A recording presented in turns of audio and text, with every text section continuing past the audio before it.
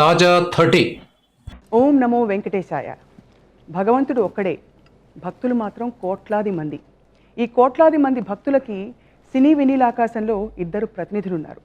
ఒకరు భక్తుని గాథల్ని రసరమ్యంగా తెరకెక్కించే దర్శకేంద్రులు కె రాఘవేంద్రరావు గారు.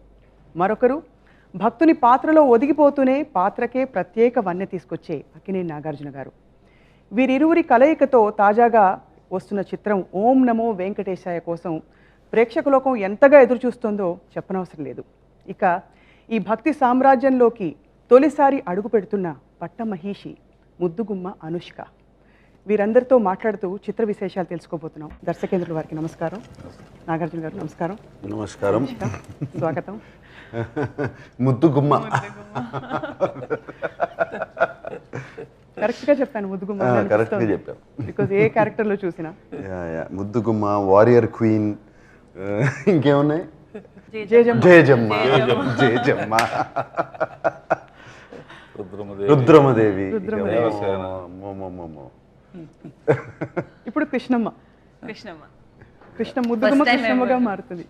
I also never thought that I'll ever play a devotional character. And like this. yeah. Everyone put a sword. It's always a sword. It's always angry. Anger, devotion. Here your spiritual seeker, అంటే ఆధ్యాత్మిక చింతనతో. మీ అందరిని disturb చేస్తున్నందుకు ఏమనుకోవద్దు బాబు.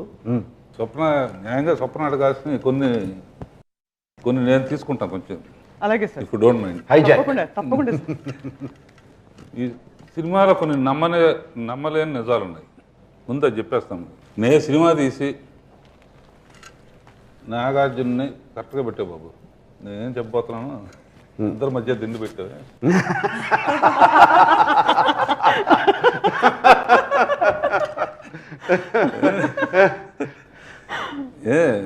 నేను cinema తీస్తూ నాగార్జున్ని అనుష్క అని పెట్టి ఇస్తామంటే ఈ సినిమాలో వాళ్ళిద్దరు పేరు కాదు, వాళ్ళిద్దరు డ్యూయట్లు పాడరు.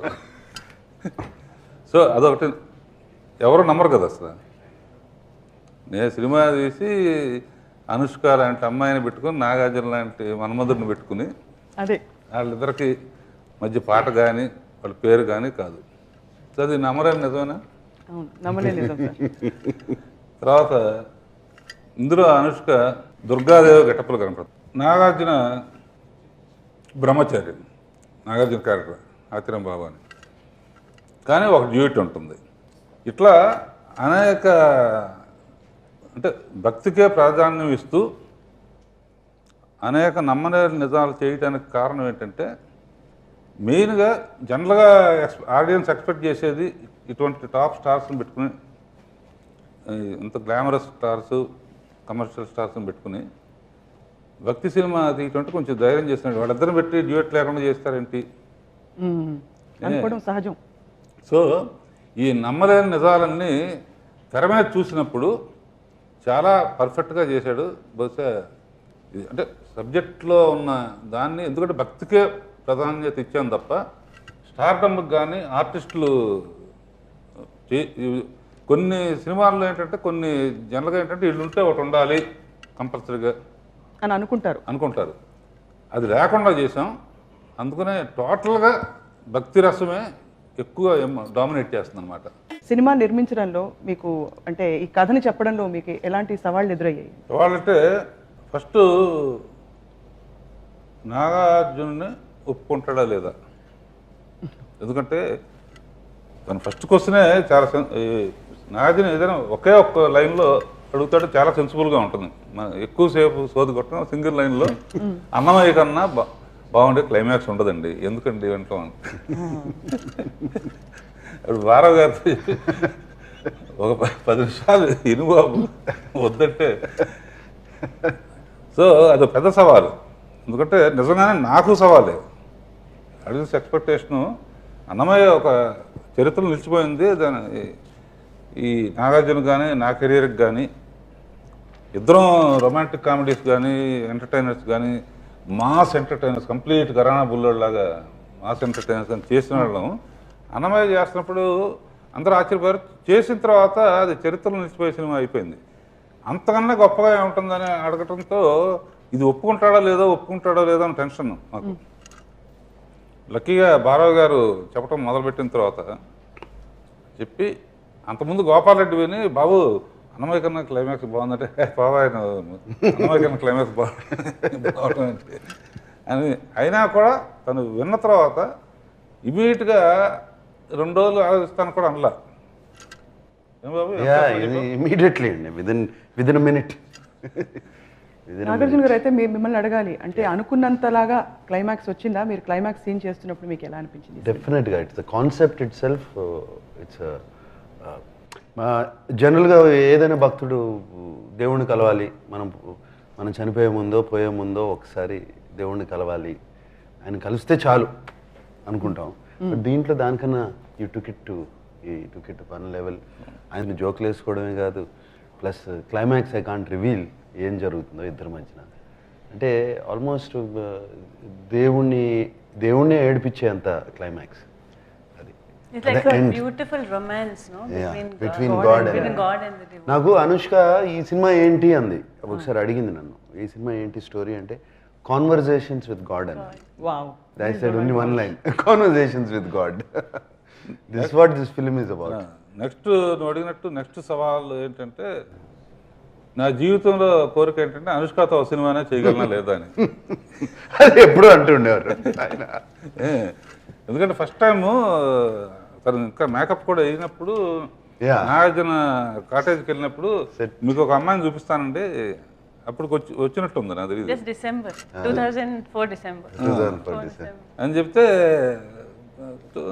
ఏదో ఒక అమ్మాయి వస్తుందంటే కింద నుంచి వస్తుంది అనమాట, కింద నుంచి మెట్లు ఎక్కుతా వస్తుంది కనపడుతుంది, అక్కడ డౌన్ ఉంటుంది అనమాట. వస్తుంటే ముందు మొహం కనపడుతుంది, తర్వాత బాడీ కనపడిన తర్వాత టోటల్గా వచ్చిన తర్వాత చూడంగానే ఏమన్నానంటే నువ్వు సౌత్ ఇండియాలో టాప్ స్టార్ అవుతావు అని చెప్పి ఆ రోజున. అలా చూడంగానే ఆ ఫేస్ అలా అన్ని క్యారెక్టర్స్ సూట్ అవుతాయి. అవును, అంటే భగవంతుడు ఎక్కడో అనుష్క వెనకుండి బెస్ట్ క్యారెక్టర్స్ ఇచ్చాడు. ఇందులో ఇంకో సవాల్ అంటే సరే ఈ మిగతా సినిమాల్లో కొన్ని కారణాల వలన కుదరలా, ఇందులో అయినా ఈ సౌందర్యలహరి ప్రోగ్రామ్కి వచ్చినప్పుడు అసలు బ్యూటీ అంటే ఏంటి, డ్రెస్సులు కానీ ఎట్లా వాడతాను ఏంటి, జ్యువెల్స్ ఎలా వాడతాను అని మొత్తం ప్రశాంత్కి తనకి చూపించాను. తను కూడా ఏం ఎక్స్పెక్ట్ చేస్తుంది, రాఘవేంద్రతో సినిమా అనగానే మంచి గ్లామరస్గా ఇదిగా అదిగా ఏదో చేస్తారని. ఇది ఒప్పుకుంటుందా లేదా? ఒప్పుకోకపోతే నాకేంటంటే అన్నమయ్యకి దీనికి డిఫరెన్స్, ఒక క్యారెక్టరు సినిమాలో చూస్తే కానీ అనుష్క క్యారెక్టర్ ఇంపార్టెన్స్ తెలియదు. ఎందుకంటే అనుష్క ఏమంటే నాగార్జునతో పేరు కాకుండా సపరేట్గా ఎలాగండి అందనుకో, అందునే మా రైటర్ వెళ్ళటం కాదు, అసిస్టెంట్ డైరెక్టర్ వెళ్ళటం కాదు. సరే మా ఇంట్లో అమ్మాయి లాగా అనుష్క, మా అమ్మాయితో సమానం, మా కోడలు అనుష్క వీళ్ళందరూ ఫ్రెండ్స్.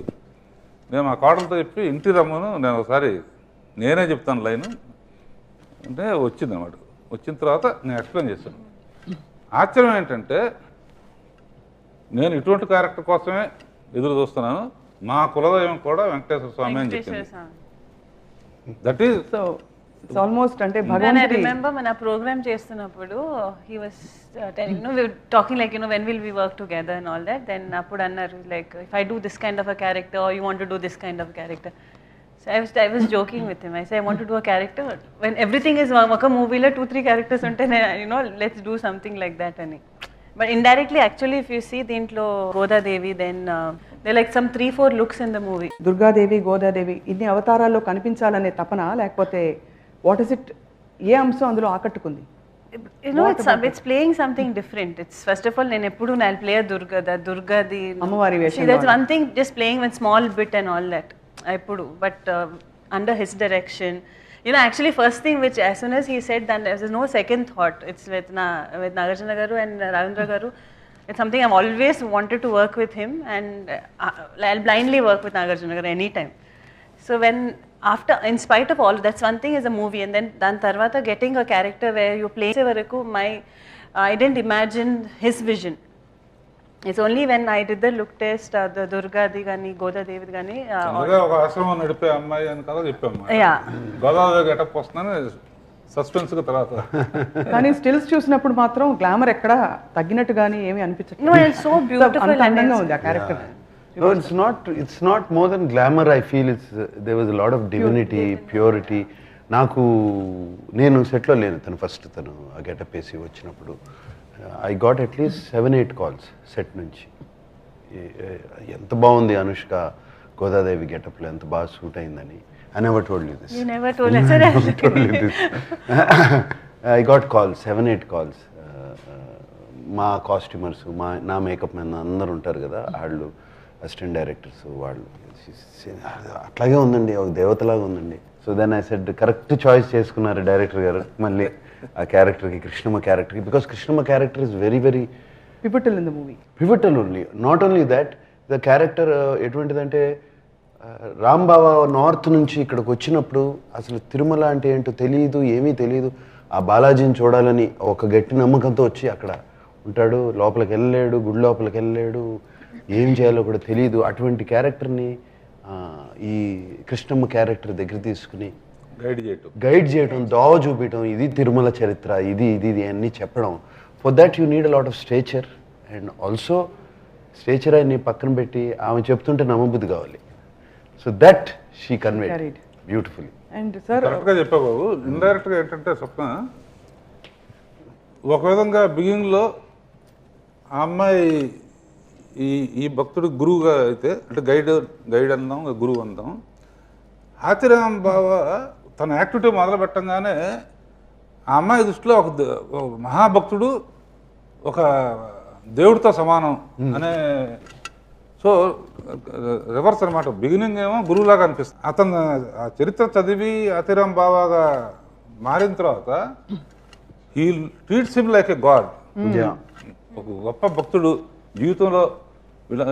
జనరల్గా ఏంటంటే కొండ మీద ఆశ్రమాలు చాలా ఉంటాయి కదా. అవును అవును. గోదాదేవి ఆశ్రమం కానీ, వెంగమామ ఆశ్రమం కానీ, వనాది ఆశ్రమం కరెక్ట్ లాగా అంటే క్రియేట్ చేసినా కూడా ఆశ్రమాల్లో వాళ్ళ వారసుల్లాగా పెట్టాం అనమాట. సో అది చాలా గొప్ప విషయం. అది వాళ్ళిద్దరూ ఆ స్టేజ్లో ఉన్న వాళ్ళు కాకుండా ఇంకోళ్ళు ఎవరిని ఊహించలేము. అనుకున్నప్పుడు కూడా ఎట్లా feel that oh romantic, there is no way that will. ఈ కృష్ణమ్మ క్యారెక్టర్ సార్ మామూలుగా ఒరిజినల్గా చాలా చిన్న కథ. ఆ కథని మీరు ఎక్స్పాండ్ చేసే క్రమంలో అంటే అతను ఆతిరామ్ బావాజీ గొప్పతనం ఉట్టి ప్రజలే కాకుండా అక్కడ ఉన్న చెప్పాలంటే ఒక స్టేజ్లో ఉన్న క్యారెక్టర్ కావాలి. అంటే సెకండ్ హాఫ్ నుంచి కాన్వర్జేషన్ విత్ గాడ్ కానీ ఇది స్టార్ట్ అవుతుంది. సెకండ్ హాఫ్ నుంచి ఫస్ట్ హాఫ్లో ఇతను గొప్పతనం చెప్పాలన్నా, ఇతను యొక్క ఇది చెప్పాలన్నా there should be a character. ఒట్టి ఊరిన 10 మంది బాబు అదే ఆతిరామ్ జిందాబాద్ అంటే చాలదు కదా. ఒక స్టేజ్లో ఉన్న వ్యక్తి, ఒక బ్రహ్మచారిణిగా ఉంటూ దేవుడికి అంకితం అయిపోయి ఉన్న క్యారెక్టర్స్ కొన్ని ఉంటాయి. అటువంటి వాళ్ళు చెప్పేటప్పటికీ ఈ భక్తుడికి ఒక ఎలివేషన్ వస్తుంది. ఎట్లయినా డైరెక్టర్ గారు చాలా బిజీ అసలు. అప్పుడు ఒక పక్కన బాహుబలి, ఒక పక్కన చాలా బిజీగా ఉంది. సింగం 3 ఫినిషింగ్ డేట్స్ ఎట్లా డైరెక్టర్ గారు అది అని తను చెయ్యాలని ఉంది. సరే నాతన్ని బాబు మనం అంటే మీరు ఎట్లయినా ఒప్పించండి, నేను గడ్డం ఎన్ని రోజులైనా ఉంచుకుంటాను, అమ్మాయి అయితేనే ఆ క్యారెక్టర్ సూట్ అవుతుంది. అలాగే ఇందాక అన్నట్టు బాబు ఈ గోదాదేవి బొమ్మల్లో చూసినా కూడా చిలక గెటప్ చూస్తుంటే బొమ్మల్లో చూసినా చాలా ముద్దుగా అందంగా ఉంటుంది. అందులో ఏంటంటే ఆ అందంలో డివోషన్ ఎక్కువ కనపడుతుంది. సేమ్ థింగ్ రావాలంటే ఆ అబ్బాయి అంతకుముందు వేసిన క్యారెక్టర్స్ కానీ, అరుంధతి కానీ, రుద్రమదేవి కానీ, ఇవన్నీ క్యారెక్టర్స్ వేసిన ఇమేజ్ ఉండబట్టి డిఫరెంట్ ఇమేజ్ ఫస్ట్ టైం భక్తురాలుగా వేయటం అనేది. సార్ మరొక కష్టమైన క్లిష్టమైన సవాల్ ఈ సినిమాలో, మామూలుగా భక్తుల సినిమాలన్నింటిలో చివరిలో భగవంతుడు ప్రత్యక్షం అవుతాడు. అది ఇంకా ప్రత్యక్షం అయిపోయాక పరాకాష్ట మూమెంట్. ఇందులో ముందే భగవంతుడు వచ్చేస్తాడు. తర్వాత ఏం చూపించాలి, కథని ఎలా ముందుకు తీసుకెళ్ళాలి అనే ఒక సవాల్ కథ పరంగా మీకు వచ్చినప్పుడు ఎలా ఎదుర్కొన్నారు సార్? నాగార్జున రియాక్షనే కరెక్ట్. అది తను విన్నప్పుడు అదే ఇప్పుడు సేమ్ క్వశ్చనే నేను ఒక 1 లైన్లో అడిగాను ఆయన్ని. అది ఎందుకంటే జస్ట్ ఇమాజిన్ అసలు దేవుడు వచ్చి కూర్చుని మామూలుగా దేవుడు మన కష్టాలు చెప్పుకోవడం దేవుడి దగ్గరికి వెళ్తాం. అవును, ఆయన కష్టాలు ఇతరులతో చెప్పుకోవడం అనేది ముందు ఆయనకున్న ప్రాబ్లమ్స్. వాళ్ళకి మ్యారేజ్ కౌన్సిలర్ కూడా అవుతా. భూదేవికి శ్రీదేవికి శ్రీనివాస్కి వాళ్ళకి కౌన్సిలింగ్ చేస్తాను. కూర్చోబెట్టి there is a lot of social relevance. భక్తి ప్రధాన ఉంది, చిత్రం రెలవెన్స్ అప్పటి ఉంది, కథైనా రెలవెన్స్ ఉంది. ఇన్ఫాక్ట్ డైలాగ్స్ లో కూడా చాలా సందర్భాల్లో ఈ కాలంలో ఉపయోగపడి అవసరమయ్యే చాలా లైన్లు భారవి గారు వాడారని కూడా వినికిడి. అంటే lot of lines what marriage means, especially aligned to a man what marriage means. పర్టికులర్గా ఇందులో విశేషం బాబు, షూటింగ్ చేస్తున్నప్పుడే స్వప్న తిరుమల జనరల్గా వెళ్తాం, మొక్కుకుంటాం, వచ్చేస్తాం.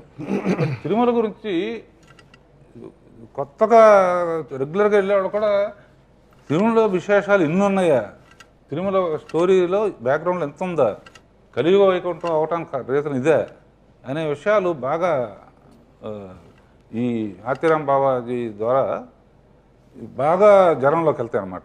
అంటే ఎప్పుడు రెగ్యులర్గా వెళ్ళే వాళ్ళు కూడా మళ్ళీ వెంటనే ఇంకోసారి వెళ్ళి చూడాలి, ఈ యాంగిల్లో చూడాలి తిరుపతి. ఆనెస్ట్లీ ఈ ఫిలిం రిలీజ్ అయిన తర్వాత ద పర్సన్ మళ్ళీ తిరుమల విజిట్ చేస్తున్నప్పుడు they will see it in total new the whole outlook, when you know the whole story significance Tirumala. All that especially ఇప్పుడు నాకు కూడా చాలా విషయాలు తెలిసినాయి and I felt like a fool. అంటే తిరుమల ఇన్నిసార్లు వెళ్తున్నాను, ఇన్నిసార్లు వెళ్ళి ఆయన దండం పెట్టుకుంటున్నాను, ఎందుకు దండం పెట్టుకుంటున్నాను, ఎందుకు వెళ్తున్నాము, దీనికి సిగ్నిఫికెన్స్ ఏంటి, దీనికి సిగ్నిఫికెన్స్ ఏంటి అని చెప్తుంటే ఐ రియలీ నిజంగా నాకు ఇలా తెలుసుకోకుండా ఎలా వెళ్ళిపోతాము ఆయన దగ్గరికి వెళ్ళి. అండ్ అంటే ఆయన వెళ్ళి ఆ హుండీలో డబ్బులు వేయటం, కోరిక అడగటం, వచ్చేయటం. విమానం దిగటం కాదు.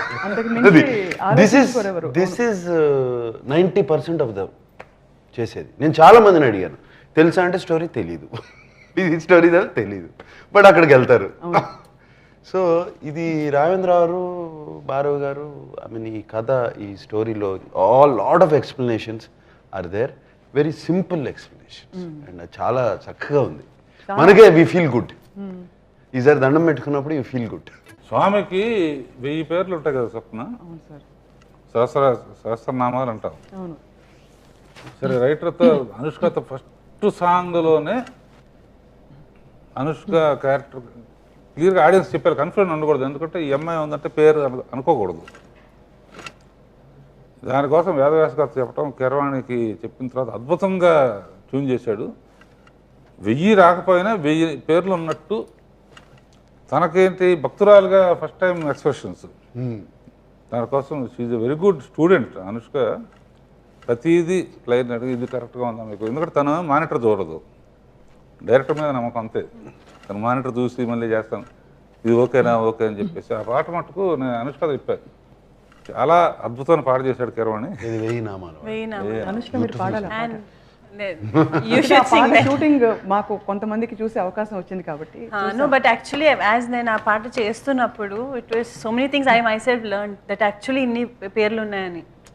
I used to go and ask him, I said, what does this name mean, what does this name mean? So it's, I feel in a lot of ways this movie has also been education for something that you've been only not me, from my ancestral time we've been worshipping Venkateshwara Swami. So I feel I was so fortunate enough to learn so much more at this point. You sing that one line, two lines. పాట వేయి నామాల వాడు వెంకటేశ, 3 నామాల ముద్దు శ్రీనివాస.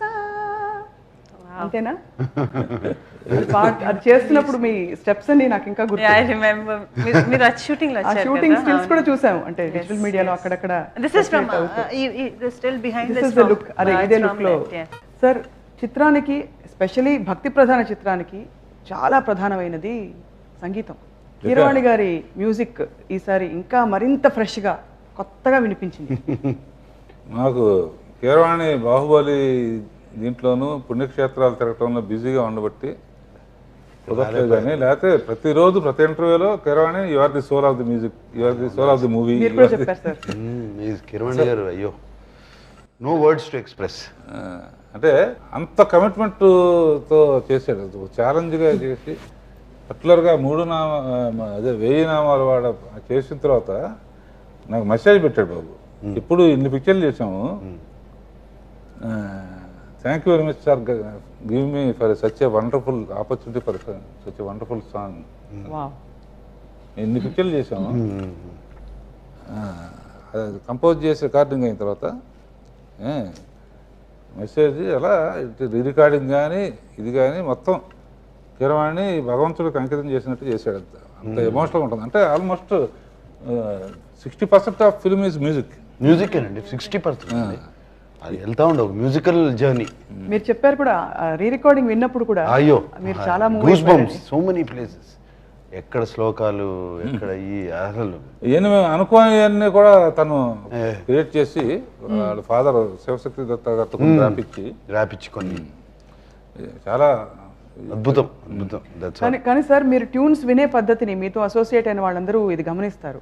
మీరు ప్రతిదీ విని దగ్గరుండి, so మీకు సంగీతంతో మొదటి నుంచి పరిచయం ఉంది కదా సార్? అంటే మా ఇద్దరు తన మూలానే కొంచెం ఎక్కువ నేర్చుకున్నాను. అంటే ఏ రాగం ఇది అని అడుగుతా. అవును, రాగాలని నేర్చుకున్నాను. దీంతో ఆ రాగంలాగా చేస్తే బాగుంటుందేమో. మా అండర్స్టాండింగ్ నాకేం కావాలో తనకు తెలుసు. ఎప్పుడైనా వివాదాలు వచ్చినప్పుడు ఎందుకు కావాలని నేను చెప్పినప్పుడు తను కన్విన్స్ అయిన రోజులు ఉన్నాయి, ఎందుకు వద్దు అనుకున్నప్పుడు నేను కన్విన్స్ అయిన రోజులు ఉన్నాయి. అందునే ఆర్టిస్టులు కానీ డైరెక్టర్ కానీ ఒకళ్ళనొకళ్ళు భేషజాలకి దీనికి పోకుండా ఎందుకు చెప్తున్నారు ఏంటి. If you respect, first respect ఉంటే చాలా ఈజీ అయిపోతుంది. వర్క్ మీద రెస్పెక్ట్ తప్ప నాట్ దట్ నాగార్జున అన్నది అడిగాడు, ఈ అనుష్క నన్ను ఎక్కడ అనుష్క చేస్తే మా ఆర్గ్యుమెంటే లేదు అసలు. మరీ పిచ్చి పిల్లలు ఏం చెప్తే ఎందుకు వేసుకోవాలని అనుకున్నాడు.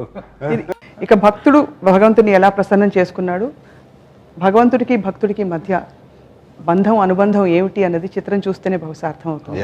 చాలా అంటే తొలిసారి మీరు అన్నట్టు సార్ రొటీన్గా అందరూ ఊహించే విషయాలకు భిన్నంగా ఈ చిత్రాన్ని, ఈ కథని రాఘవేంద్రరావు గారు ఎలా చూపించారు, నాగార్జున గారు ఎలా దాన్ని పోషించారు ఈ పాత్రని, అలాగే అనుష్క మళ్ళీ మరొకసారి ముద్దుగుమ్మగా, కృష్ణమ్మగా, గోదాదేవిగా బహుముఖ రూపాలలో ఎలా కనిపించారు చిత్రం చూస్తే అర్థమవుతుంది. ఓం నమో వెంకటేశాయలు సార్, ధన్యవాదాలు.